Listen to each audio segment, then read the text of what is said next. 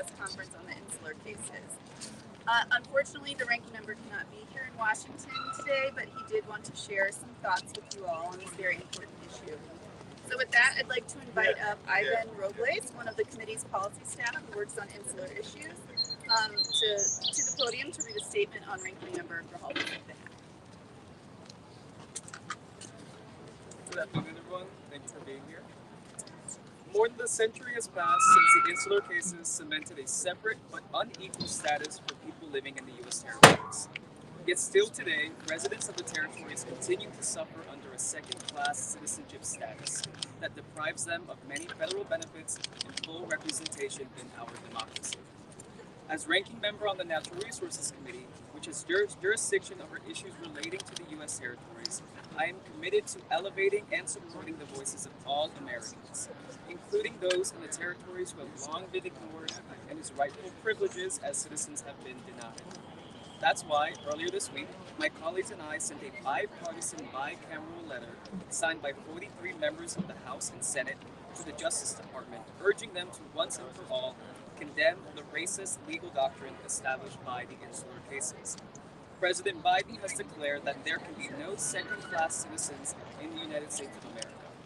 But as long as the federal agency responsible for enforcing our laws and administering justice continues to rely on the Insular Cases, this cannot be realized.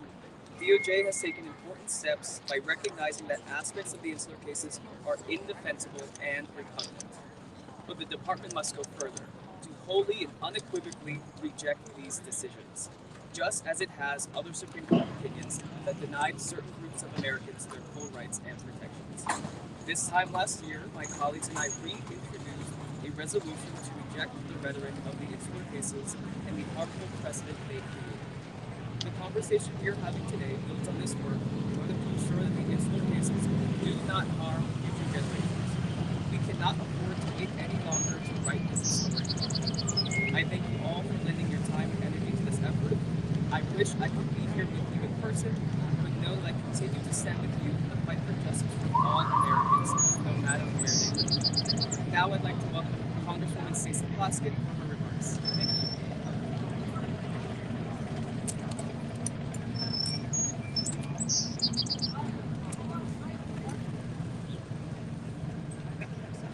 Thanks for the introduction. Good afternoon, everyone.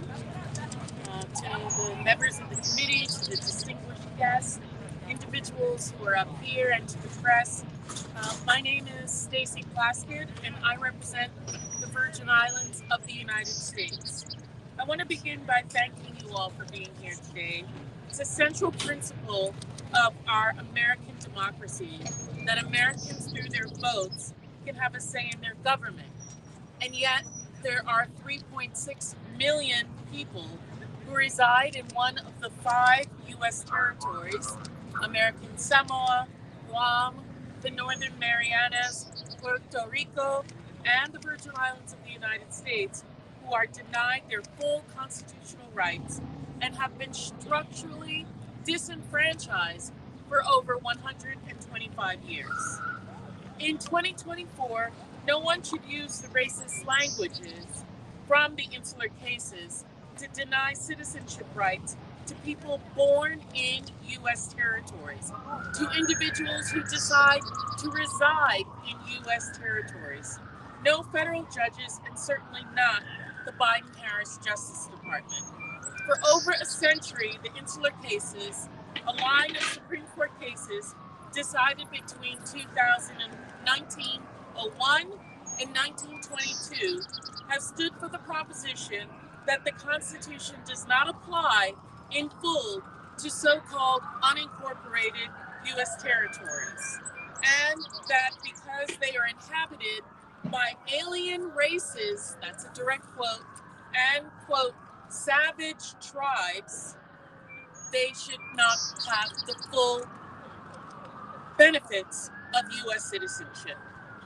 This has been true in the Bush administration, the Clinton administration, the second Bush administration, the Obama administration, the Trump administration, and now, unfortunately, the Biden administration.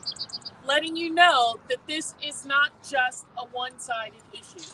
This is a problem of all of our modern day administrations. President Biden has made fighting for residents in the Virgin Islands and U.S. territories a priority and has spoken out against the denial of federal benefits in U.S. territories. In 2021, he declared there can be no second-class citizen in the United States of America. Yet, his own Justice Department and its leadership continue to rely on the Insular Cases to argue that people in those territories have no right to full U.S. citizenship. That citizenship in U.S. territories is a mere privilege for Congress to extend or retract at their whim. And we know what this Congress looks like. We don't want to have our citizenship based upon that. Attorney General Merrick Garland, Solicitor General Elizabeth Proligar, Assistant Attorney General in charge of the Office of Legal Counsel, Christopher Fonzon, and even my very dear friend, Assistant Attorney General of Civil Rights, Kristen Clark. I'm calling them by name because they have the ability to change this. They all know better, and they need to do better. The Insular Cases has served as a justification for the denial of civil and political rights to people deemed by the racist, segregationist Supreme Court of the early 20th century unfit to enjoy the full rights of American citizenship, although they take on the full responsibility, including being part of the draft, including the ultimate sacrifice of their service to our nation. That's why I'm honored to co-lead a letter to the Department of Justice alongside the ranking member, Representative Grijalva, as well as Congressman Sablan in the House, and Senator Heinrich in the Senate, to publicly and definitively denounce the racist and outdated doctrine within the Insular Cases once and for all. Leading civil rights organizations, including the Right to Democracy, led by my friend and legal colleague Neil Ware, the ACLU, as well as scholars from across the ideological spectrum. We've had in the past former solicitors general of the United States defending us pro bono in the Supreme Court. And there's been a bipartisan group of elected officials and former judges from U.S. territories. We are all calling on the Justice Department to not just turn, but to rip the page on the Insular Cases. If we are serious about confronting systemic racism and fighting for equality of all Americans, as the President has promised, then this administration must condemn the Insular Cases, and the Justice Department should call on the Supreme Court to finally reckon with this legacy. I want to thank you all so much for your time, and thank you guys for all of your advocacy, your heart, and not giving up on this. Thank you so much, Congresswoman. And now I'd like to invite Terry Helenice to share some remarks. Ms. Helenice is the Washington representative for U.S. Virgin Islands Governor Albert Ryan Jr.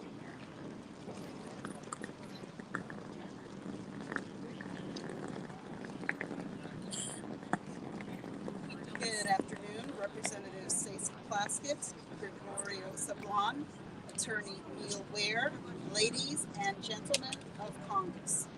As a proud American, I have always been inspired by our nation's history of overcoming the yokes of colonialism. Yet, as a citizen of the U.S. Virgin Islands, I am confronted with a stark contradiction to this legacy. The Insular Cases, judgments from the Supreme Court, label me and my fellow residents of U.S. territories as second-class citizens.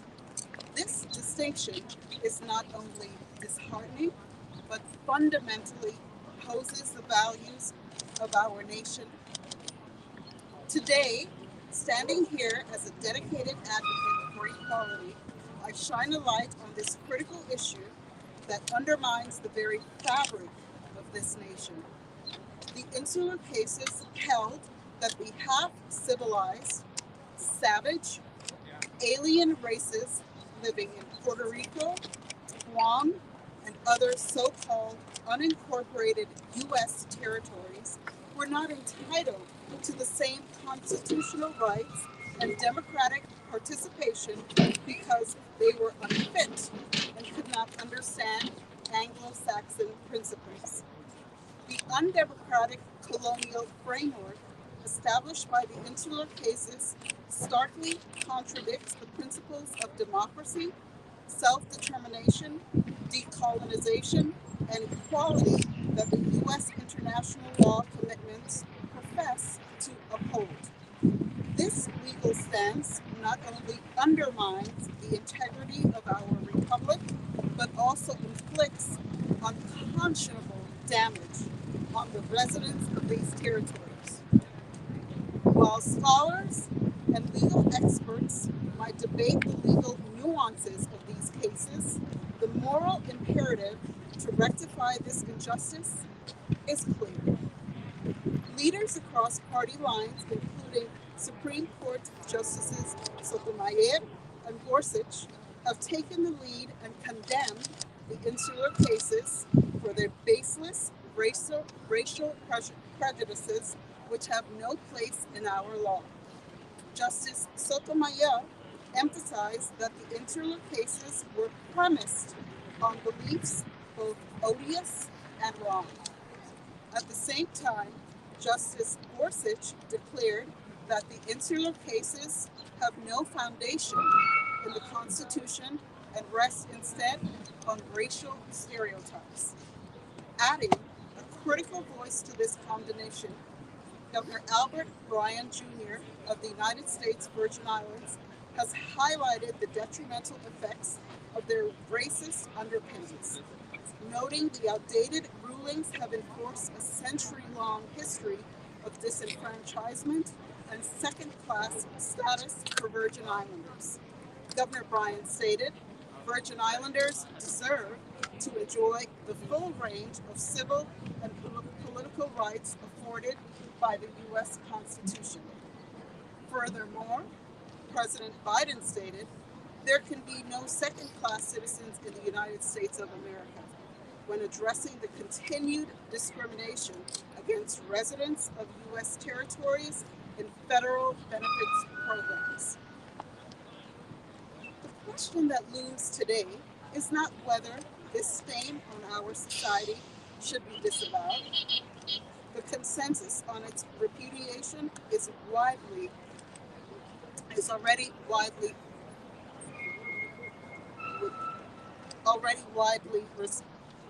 spread.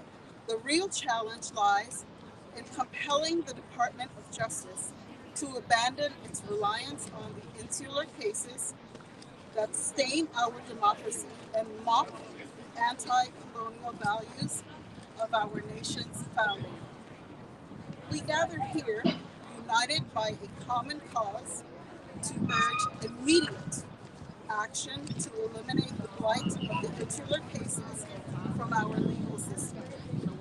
Our collective efforts to address the issue will not only heal the wounds inflicted on the residents of U.S. territories, but also restore the principles of justice and equality that form the bedrock of our great nation. Thank you for your attention and your commitment to eradicating this injustice from our society.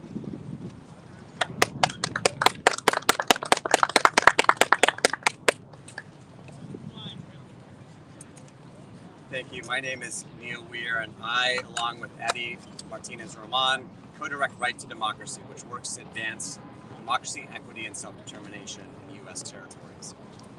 I grew up in Guam, and for more than a decade, I've been working to challenge the Insular Cases and the colonial legal framework they established. I first became interested in these issues as a high schooler in Guam. When I turned 18, I had to register for the draft. Could be asked to fight for the United States and defend democracy overseas.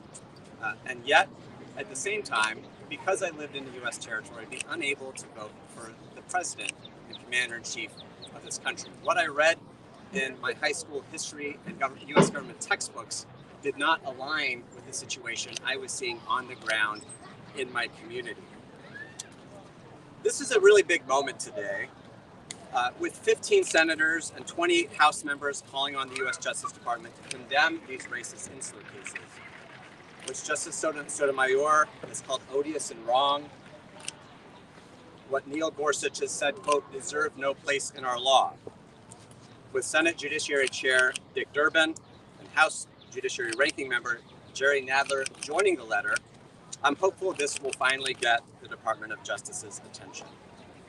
I also want to thank Ranking Member Grijalva, Congresswoman Plaskett, and the others who led this letter for their leadership. I also want to thank the Virgin Islands Governor Albert Bryan and others who have called on the DOJ to act. In recent years, DOJ has taken steps in the right direction, but it must go further. For example, last month, rejected what it called, quote, aspects of the racist insular cases, calling them, quote, indefensible and republican. Again, this is a step in the right direction, but it begs the question, which aspects of the racist insular cases does the department continue to embrace? DOJ should seize the moment created by Justices Gorsuch and Sotomayor to unequivocally reject the insular cases, much as it did in 2011 with respect to Korematsu versus the United States. Our constitutional and democratic principles demand it. Eddie? Thank you so much. My name is Adi Martinez. I have the pleasure of co-directing Right to Democracy with Neil Ware. And I live and was born and raised in Puerto Rico. So I'm Boricua. I have to say that I have been working on self-determination and participation issues for a long, long time.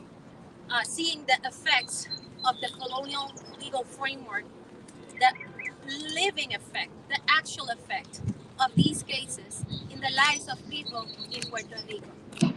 We could see it clearly after Hurricanes Irma and Maria, where the disaster response left a lot to be desired.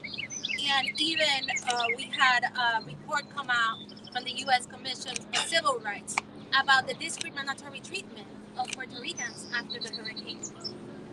Also, being a place where our population is every day getting older and older with high rates, one of the highest rates in the world of elder population, benefits like SSI are crucial for our people to have decent living, and with the high cost of living, even more.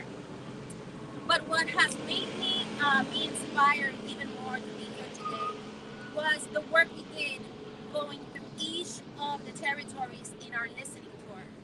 There, I was able to meet wonderful people from the Virgin Islands, Guam, Northern Mariana, and American Samoa, with whom we identified immediately, because in spite of our differences, we all share the same discrimination every day. And this lack of agency, of participation in making the decisions that affect us is reflected in everyday's life. I just this morning was giving a class on climate justice and colonialism in the territories, and we had a guest from the CNMI crying with us about the effects of and the environmental results of over-militarization in her homeland of Tinian in the Northern Mariana Islands. And for us in Puerto Rico that experienced the same thing with the Vieques, it comes close to our hearts. We don't want a generation more of people in the territories to go by without them having the opportunity to exercise their political rights and self-determination to really decide what the relationship with the United States should be like. And this is not possible until the government of the United States recognizes that this legitimation of the colonial framework through the insular cases is a mistake, is something that should not be valid in constitutional law, and it should be repealed. The recognition of this will not solve colonialism. We know this. But as any addict can tell you, you have to recognize a problem before solving it. And the US has a colonial problem, and they have to recognize it and they have to solve it. And this letter to the Department of Justice is a great step. I am very thankful for all our friends here and that have helped us. I recognize the presence of the Puerto Rico Federal Affairs Office are here with us in representation of the Governor of Puerto Rico. We also have representation from Nidia Velasquez's office, also a friend that signed the letter. Also, Resident Commissioner Jennifer Gonzalez participated on the letter, and all the friends from the Hispanic caucus that have supported this.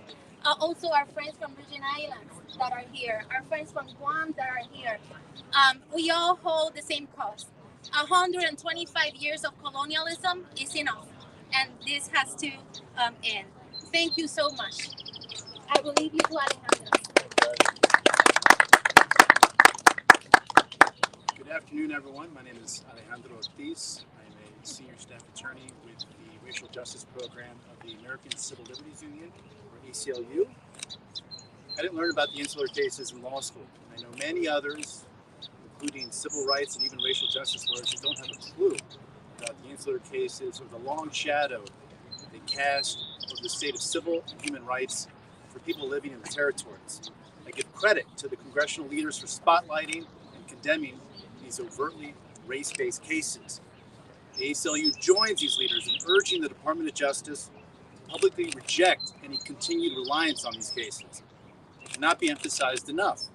These antiquated precedents are foundational to the U.S.'s discriminatory and colonial relationship with the territories and undermine the cause of racial justice and self-determination for the people living in them.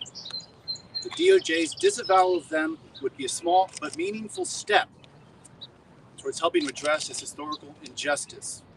ACLU, of course, is not alone in support for this cause. We also appreciate the support of many other civil rights organizations who have pushed to challenge the Insular Cases, including Latino Justice, the Hispanic Federation, the Leadership Conference for Civil and Human Rights, NAACP Legal Defense Fund, Asian American Legal Defense and Education Fund, and many more.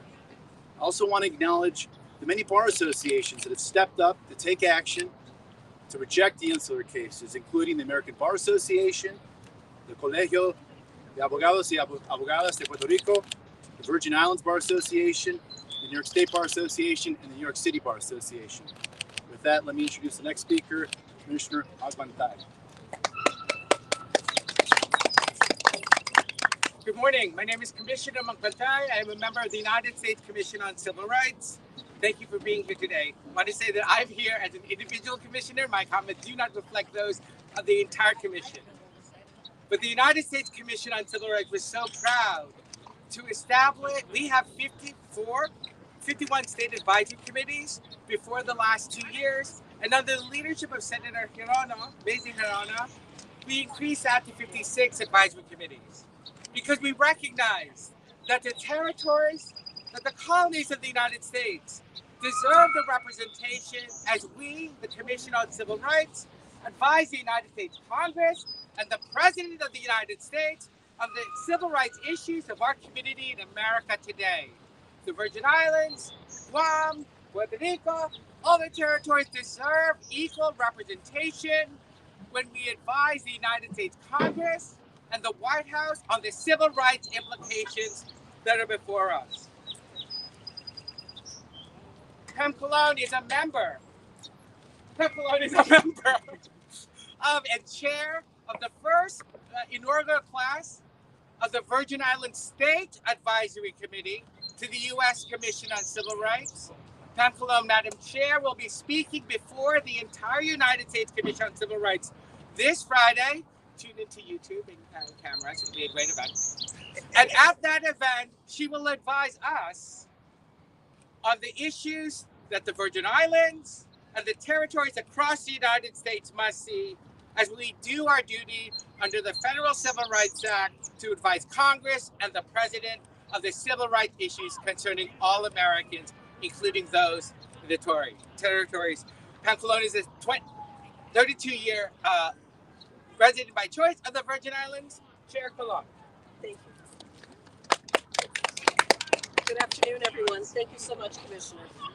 I am Pamela Colon. I am the first chair of the first advisory committee to the Commission on Civil Rights from the United States Virgin Islands, and I stand here before you hopeful because after 60 years of the existence of the Commission, finally, the 5 territories have been asked to join the rest of the United States in reporting to the Commission on civil rights issues affecting our territories. I am going to say also that although I am the chairperson, and thank you for the plug, Commissioner, for this Friday, I am also here speaking in my own capacity. The letter that brings us here today also adds to my hopefulness. The Insular Cases are the foundation upon which the United States system of apartheid is imposed on its U.S. citizens, 3.6 million of us, living in U.S. soil in our territories. This foundation is starting to have cracks. We see that, for example, in this letter. We see it in the fact that there are now finally advisory committees from the territories. And we hear it in the words of President Biden and Justices Sotomayor and Gorsuch. And we are, again, hopeful because those cracks seem to be widening. I'm here to ask today that the DOJ and the Biden administration, and I'm going to borrow here from Ronald Reagan, tear down this foundation. Tear it down. And once it is torn down and the cases come tumbling down, we can take the first step to actually providing equal citizenship to every U.S. citizen, no matter where they live in the entire world, but particularly those living on U.S. soil. And thank you very much for your interest and your attention.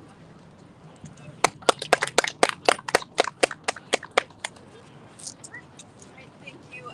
We do have time for a couple short questions if anybody has questions for any of the speakers. And if you have questions for Ranking Member Grijalva, please reach out to me or please come up to me afterwards and I'll give you my contact information. So are there any questions?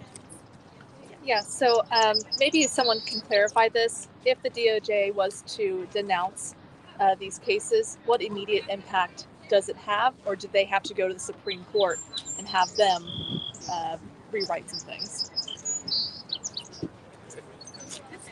Sure, that's a great question. So what's significant in the DOJ taking action on this issue, as they have previously with respect to another Supreme Court case, Korematsu versus United States, where then Acting Solicitor General Neil Katyal issued a confession of error expressing regret for the Department of Justice's handling of that case and reliance on racial stereotypes to lead to a result that's contrary to what the Constitution's demands of equality require.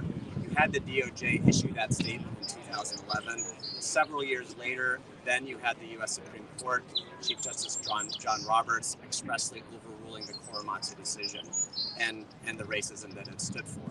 So you have an example of a trajectory where DOJ action and recognition of a problem have then encouraged the Supreme Court to take action on an issue.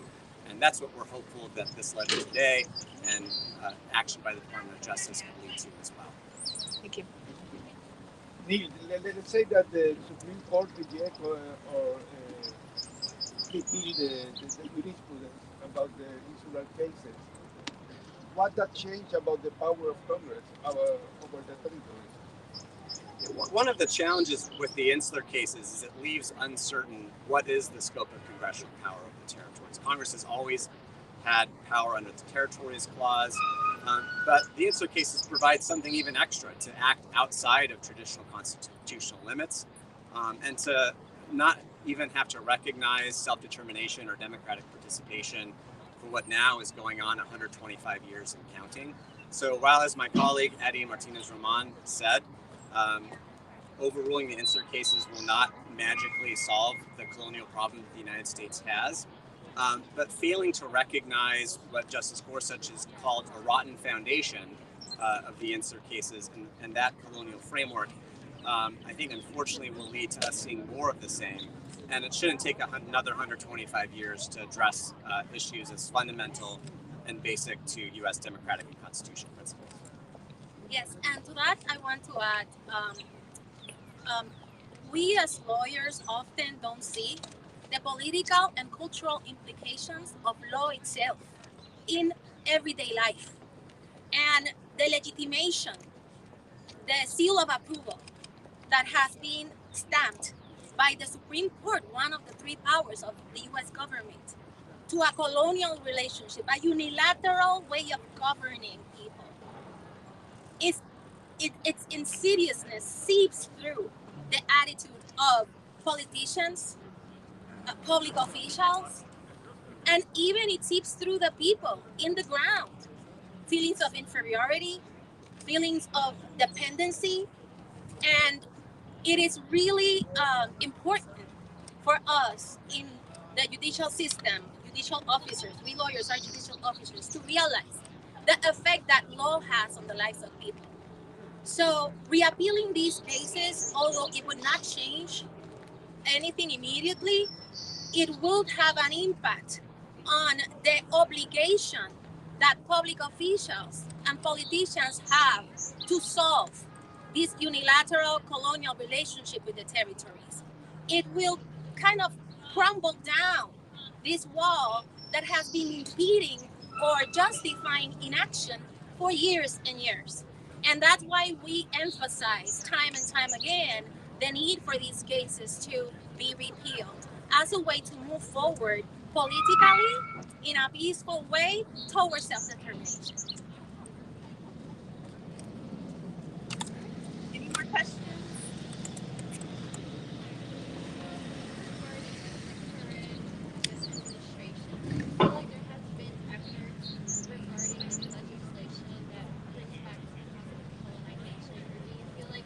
Regardless of who's in administration, the situation would continuously remain the same.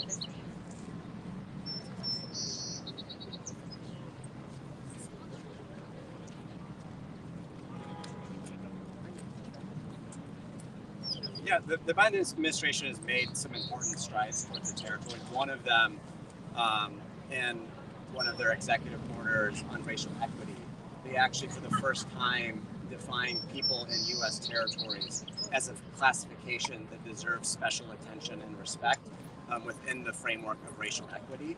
That was an historic step the administration took towards recognizing some of the historic marginalization of these communities of color. The administration has also made statements saying that there should be no second-class citizens in the United States, and that the people of Puerto Rico and other territories should have the power to decide their own political future. It's really been, I think, where there's been not as much progress or where there's real opportunity is for the Justice Department, which has a lot of institutional equities and which, as Congresswoman Plaskett has said, across administrations has taken a fairly similar view with respect to the Insular Cases and the legal framework they created. As was the case with Korematsu, now with the Insular Cases, it's time to turn the page on those decisions. The Biden administration, the Justice Department have a huge opportunity to do that, and we look forward to engaging with them more on these issues. The president and this administration signed the bill that recognized that the territories of the United States, in applying the Civil Rights Act, deserve equal recognition as all other states in this country. President Biden signed that bill when the Congress advanced the bill to say that our powers as the United States Commission on Civil Rights must equally represent all the territories and all the states, that they deserve equal representation. It is one step. We're not there to work on it more. We will learn more on Friday, but we are advancing this step by step to make sure that the equal representation, the right to vote, the recognition the self-determination of our communities across America and across the islands comes to full bear as we work on the Civil Rights Act of the United States of America. All right, we are unfortunately out of time, but some of the speakers will still be around for additional questions. Thank you so much to all the speakers, and thank you for